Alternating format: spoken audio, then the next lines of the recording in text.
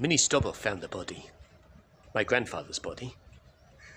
Later at the inquest she explained. I arrived at 9:25 a.m. with Miss Jordan and we saw a sign on Mr. Phillips' door saying danger. We thought it was a joke and had a laugh about it. I went to try the door and found that it was open. The room was full of gas, and inside I saw my employer stretched out on 2 chairs, unconscious.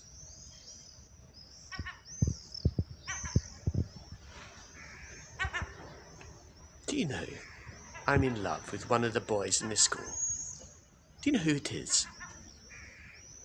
Acutely aware of the moment and the hush that is opening up inside of me, I start to mention a few boys' names.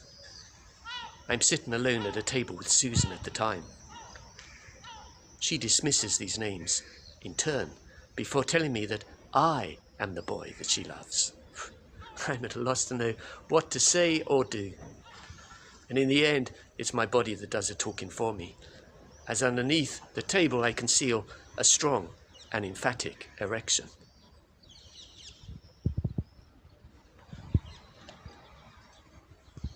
My grandfather loved certainty, to stay in control of things, to hold in his mind a picture as to how the world was. He started with the parts first, and from them built up a whole, everything in its place. He loved the sense of stability that knowledge gave him. And that's what made it so difficult when everything began to fall apart. And uncertainty, like a thief, visited him. His persistent financial worries, the objectless fears that would assail him as he travelled to work in the morning, the random and disassociated thoughts, and the black and fearful hole that was opening up inside of him.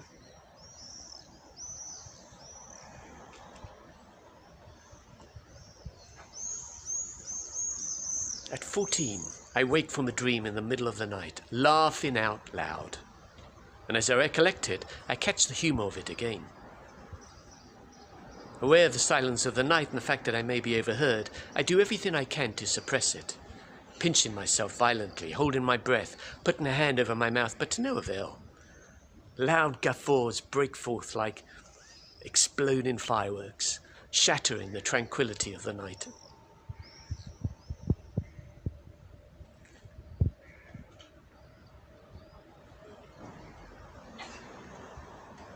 The very first occasion he saw my grandmother, when she came to work at the practice as a secretary, he fell in love with her. Simple girl from a working class background, but her very simplicity and naivety captivated him. She wasn't Jewish, and he knew that his parents would never approve, but try as he might, he couldn't put her out of his mind. And in the end, with much fear and foreboding, he went against the family and married her.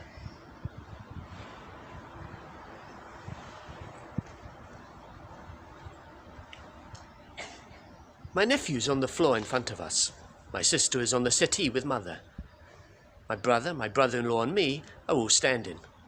Everyone's eyes are on the 3-month-old child in the middle of the room. Suddenly, my brother screams incoherently at the child, and I see him visibly shake with terror in response. My brother laughs loudly, my brother-in-law too, while my sister feebly protests. Mother is unmoved. Again my brother screams, shaking my nephew's body like a leaf in an autumn gale, while a look of deep confusion is etched on his tiny face. More laughter prevails. My sister protests a little stronger this time. Mother is still unmoved. On a third occasion, my sister shouts, "Enough! Stop it, won't you?" Gets up quickly and rescues her boy.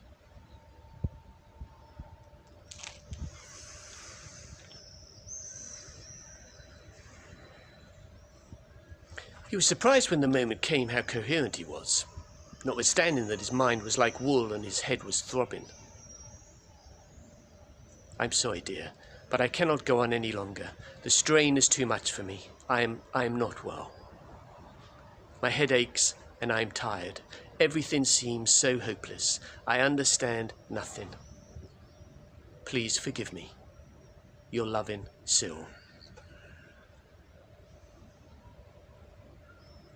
He never mentioned his 11-year-old daughter, Morel.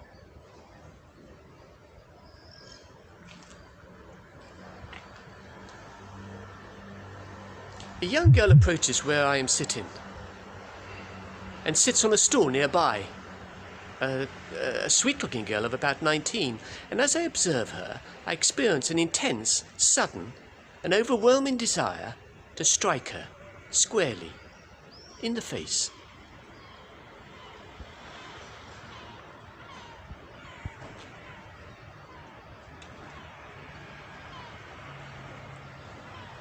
He begins by turning on the valve to the safety gas. Psst. Carefully placing a blanket over himself and placing the tubing underneath. Pungent smell of gas embroils his mind, diminishing the last remnants of sense. And then, as if in a haze, he sees the figure of a young child emerging in his mind.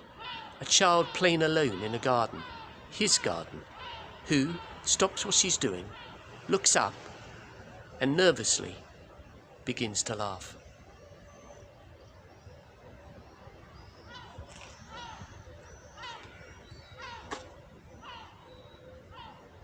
Our family cat was sick in my bedroom in the middle of the night. He would often bring into the house birds and rodents to be later eaten and then regurgitated. But on this occasion, still groggy from heavy sleep, I see Mother, in her brief nightgown, bending down with her back towards me, clearing up the mess, while, at the same time, exposing just a few inches from my face, her genitalia.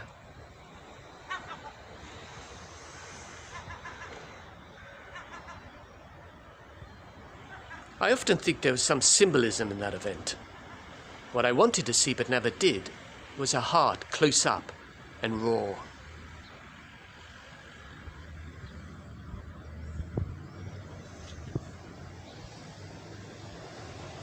My grandmother said that her husband was well and in good spirits when he left to go to the office that morning. There was no insanity in the family, and no, she knew of no reason why he would want to take his life.